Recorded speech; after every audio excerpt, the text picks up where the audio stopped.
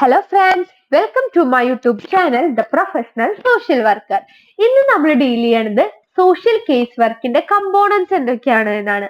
അപ്പൊ നമ്മുടെ കമ്പോണൻസ് നമ്മുടെ മനസ്സിൽ നിൽക്കാൻ വേണ്ടിയിട്ട് നമ്മൾ ഇന്ന് പഠിക്കാവുന്ന രീതി ഇങ്ങനെയാണ്. ഒരു കേസ് വർക്കിന്റെ റിപ്പോർട്ട് എടുത്ത് അല്ലെങ്കിൽ ഒരു കേസ് സ്റ്റഡി, ഒരു കേസ് എന്ന് വെച്ചാൽ എന്താണ്, അദ്ദേഹത്തിന്റെ നെയിം രമേശ് എന്നാണ്, 35 വയസ്സുണ്ട്, ഒരു സ്കൂൾ ടീച്ചറാണ്. ഈ ഒരു കേസ് ഒരു ആളുടെ ഒരു പ്രോബ്ലം എടുത്തിട്ട് ആ പ്രോബ്ലത്തിലൂടെ നമ്മൾ എന്താണ് components of social case work എന്ന് പഠിക്കുകയാണ്. അപ്പൊ ഒരു സോഷ്യൽ കേസ് വർക്ക് റിപ്പോർട്ട് എഴുതാനും കൂടെ നമ്മൾ ഈ ഒരു വീഡിയോയിലൂടെ പഠിക്കാൻ പോവാണ്. അപ്പൊ എന്താണ് സോഷ്യൽ കേസ് വർക്ക് എന്നൊക്കെ നമ്മൾ മുന്നത്തെ വീഡിയോസിൽ വെച്ചിട്ടുണ്ട്. എങ്കിൽ കൂടെ ജസ്റ്റ് ഒരു സെന്റൻസിൽ പറയാം. സോഷ്യൽ കേസ് വർക്ക് എന്ന് പറയുന്നത് സോഷ്യൽ വർക്കിന്റെ ഒരു പ്രൈമറി മെത്തേഡ് ആണ്. ഇതിലൂടെ നമ്മൾ ഉദ്ദേശിക്കുന്നത് ഇൻഡിവിജ്വൽസിന്റെ പ്രോബ്ലം സോൾവ് ചെയ്യാൻ വേണ്ടി ഹെൽപ്പ് ചെയ്യുക. എങ്ങനെ? വളരെ സിസ്റ്റമാറ്റിക് ആയിട്ടുള്ള രീതിയിൽ അവർ ആ പ്രോബ്ലം സോൾവ് ചെയ്യാൻ വേണ്ടി നമ്മൾ ഹെൽപ്പ് ചെയ്യും. എന്തൊക്കെയായിരിക്കാം? ചിലപ്പോൾ നമ്മളൊരു സോഷ്യൽ അഡ്ജസ്റ്റ്മെന്റ് ബെറ്റർ ആയി കൊണ്ടുവരാനായിരിക്കാം, ഇന്റർപേഴ്സണൽ അഡ്ജസ്റ്റ്മെന്റ്സിനായിരിക്കാം, അല്ലെങ്കിൽ ചിലപ്പോൾ അവരുടെ ചുറ്റുമുള്ള റിസോഴ്സ് ബെറ്റർ ആയിട്ട് യൂട്ടിലൈസ് ചെയ്ത് അവരുടെ പ്രോബ്ലം സോൾവ് ചെയ്യാൻ നമ്മൾ പ്രോബ്ലം ഐഡന്റിഫൈ ചെയ്ത് അതിനെ അസസ് ചെയ്ത് ഒരു ഡെവലപ്മെന്റ് പ്ലാൻ ഒക്കെ ഉണ്ടാക്കി അത് ഇംപ്ലിമെന്റ് ചെയ്ത് അത് ഇവാലുവേറ്റ് ചെയ്തിട്ടാണ് നമ്മൾ ടെർമിനേഷനിലേക്ക് പോവുക. നമ്മൾ സോഷ്യൽ കേസ് വർക്കിന്റെ പ്രോസസ്സായിട്ട് നമ്മൾ വേറൊരു വീഡിയോ അപ്ലോഡ് ചെയ്യുന്നതാണ്. ഓക്കെ, സോ നമ്മൾ while coming back to components, നമ്മൾ ഇനി എന്തൊക്കെയാണ് സോഷ്യൽ കേസ് വർക്കിന്റെ കമ്പോണൻസ് എന്ന് പഠിക്കാം. കമ്പോണൻസ് ഉള്ളത് 4 Pകളാണ്. എന്താണുള്ളത്? 4 Ps. ഫസ്റ്റ് P ആണ് പേഴ്സൺ. സെക്കൻഡ് ആണ് പ്രോബ്ലം. നമുക്ക് നമ്മുടെ സ്ലൈഡിൽ കാണാൻ പറ്റും പേഴ്സൺ, പ്രോബ്ലം.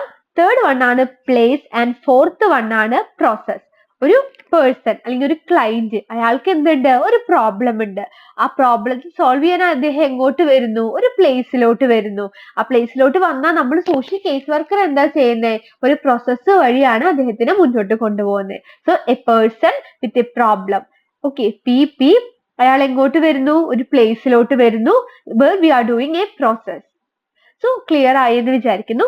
പേഴ്സൺ എന്ന് പറഞ്ഞാൽ എന്താണ്? ആ വാക്കിൽ നിന്ന് തന്നെ വളരെ ക്ലിയർ ആണ്. ഒരു ഇൻഡിവിജ്വൽ അല്ലെങ്കിൽ നമ്മളൊരു ക്ലയന്റ്, ആ പ്രോബ്ലം ഉള്ള ക്ലയന്റ് അല്ലെങ്കിൽ ആരാണോ നമ്മുടെ ഹെൽപ്പിന് വേണ്ടി സീക്ക് ചെയ്ത് വന്നിട്ടുള്ളത് അദ്ദേഹത്തിനെയാണ് നമ്മൾ പേഴ്സൺ എന്ന് വിളിക്കുന്നത്. ഇപ്പൊ ഒരു എക്സാമ്പിൾ പറയുകയാണെങ്കിൽ ഒരു കുട്ടിക്ക് അക്കാഡമിക് സ്ട്രെസ് ആണ്, പഠിക്കാനുള്ള ബുദ്ധിമുട്ട്, MSW ചേർന്നു, ഫീൽഡ് വർക്കും നമ്മുടെ അക്കാഡമിക് കാര്യങ്ങളൊക്കെ കൂടി മുന്നോട്ട് കൊണ്ടുപോകാൻ പറ്റില്ല. സാറ്റർഡേ ഫ്രൈഡേ ഉള്ള field work, diary, daily report, എല്ലാ കാര്യങ്ങളും കൂടി അക്കാഡമിക് സ്ട്രെസ് വരികയാണ്. അവിടെ ആരാണ്? ആ പേഴ്സൺ, ആ സ്റ്റുഡന്റ് ആണ്. വേറെ നെക്സ്റ്റ് ആണ് പ്രോബ്ലം. ആ ഇഷ്യൂ എന്താണ്?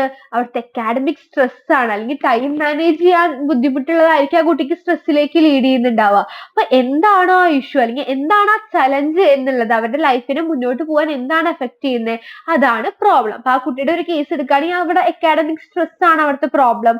ഇനി പ്ലേസ് എന്ന് പറഞ്ഞാൽ അത് എന്തും ആവാം. ഒരു ഏജൻസി ആവാം, ഒരു ഓർഗനൈസേഷൻ ആയിരിക്കാം. ഇങ്ങനെ ഒരു പ്രൊഫഷണൽ അപ്രോച്ച് അല്ലെങ്കിൽ പ്രൊഫഷണൽ ഹെൽപ്പ് കൊടുക്കുന്ന റിഹാബിലിറ്റേഷൻ സെന്റർ ആയിരിക്കാം, കൗൺസിലിംഗ് സെന്റർ ആയിരിക്കാം, ലൈക്ക് സ്കൂൾ കൗൺസിലിംഗ് ഓഫീസ് ആയിരിക്കാം, എന്തും ആവാം ആ ഒരു പ്ലേസ്.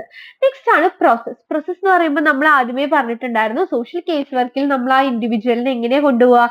ഒരു സിസ്റ്റമാറ്റിക് ആയിട്ടുള്ള പ്രോസസ്സിലൂടെയാണ് കൊണ്ടുപോവുക. അപ്പൊ അങ്ങനെ കൊണ്ടുപോകുമ്പോൾ നമുക്ക് സിസ്റ്റമാറ്റിക് ആയിട്ട് സ്റ്റഡി, ഡയഗ്നോസ്, ട്രീറ്റ്മെന്റ്, ഞാൻ പറഞ്ഞു ഈ ഒരു പ്രോസസ്സിനെ കുറിച്ചിട്ട് ഒരു വീഡിയോ കുറച്ചുകൂടെ ക്ലാരിറ്റിയിൽ എന്താണ് process of social case work എന്ന് നമ്മൾ എക്സ്പ്ലെയിൻ ചെയ്യുന്നതാണ്. അതുകൊണ്ട് നമുക്ക് ഈ ഒരു പ്രോസസ്സ് ഇവിടെ ചെറുതാക്കി കട്ട് ഷോർട്ട് ചെയ്തിട്ട് പറയാം. ആ ഒരു സ്റ്റഡി എന്താണ്, ആ പ്രോബ്ലം എന്ന് പഠിച്ച്, ഡയഗ്നോസ് എന്ന് പറഞ്ഞാൽ എന്താ, അതിന്റെ റൂട്ട് കോസ് എന്താണ് ഈ പ്രോബ്ലത്തിലേക്ക് ലീഡ് ചെയ്തതെന്ന് പഠിച്ച് അതിന്റെ ട്രീറ്റ്മെന്റ് ഇംപ്ലിമെന്റ് ചെയ്ത് ഒരു സൊല്യൂഷൻ നമ്മൾ ഫൈൻഡ് ഔട്ട് ചെയ്ത് പ്ലാൻ ഉണ്ടാക്കി അതിന്റെ സൊല്യൂഷനിലേക്ക് ലീഡ് ചെയ്ത് കൊണ്ടുപോകുന്ന ആ പ്രോസസ്. അപ്പൊ ഈ 4 കാര്യത്തിനെയാണ് നമ്മൾ എന്ത് വിളിക്കുന്നത്? Components of social case work എന്ന് പറയുന്നത്. അപ്പൊ നമുക്ക് ഈ സ്ലൈഡിൽ തന്നെ മനസ്സിലാവും. ഫസ്റ്റ് സ്ലൈഡിൽ വളരെ ക്ലിയർ ആയിട്ട് കൊടുത്തിട്ടുണ്ട് എന്തൊക്കെയാണ് ഈ components of social case work എന്നും അതിന്റെ ഓരോരോ എക്സാമ്പിൾസ് നമ്മുടെ സ്ലൈഡിൽ അവൈലബിൾ ആണ്. അപ്പൊ സ്ലൈഡ് നോക്കിയിട്ട് എന്തെങ്കിലും ക്ലാരിറ്റി കുറവുണ്ടെങ്കിൽ നിങ്ങൾ വീഡിയോന്റെ അടിയിൽ കമന്റ് ചെയ്താൽ മതി. ഓക്കെ, ഇനി നെക്സ്റ്റ് ആണ് നമ്മളൊരു കേസ് വർക്ക്. കേസ് വർക്ക് എങ്ങനെയായിരുന്നു? 35 വയസ്സുള്ള ഒരു ക്ലയന്റ് ആണ് നമുക്കുള്ളത്. നമ്മുടെ ക്ലയന്റിന്റെ പേര് രമേശ് എന്നാണ്. നമ്മൾ അങ്ങനെ കേസ് വർക്ക് റിപ്പോർട്ട് എഴുതുമ്പോൾ എപ്പോഴും അദ്ദേഹത്തിന്റെ പേരൊന്നും റിവീൽ ചെയ്യണമെന്നില്ല. ഞാൻ ജസ്റ്റ് ഒരു എക്സാമ്പിളിന് വേണ്ടി ക്ലാരിറ്റിക്ക് വേണ്ടി വെച്ചതാണ്. രമേശ് എന്ന് പറയുന്ന ഒരു ക്ലയന്റ് ആണ് നമുക്കുള്ളത്.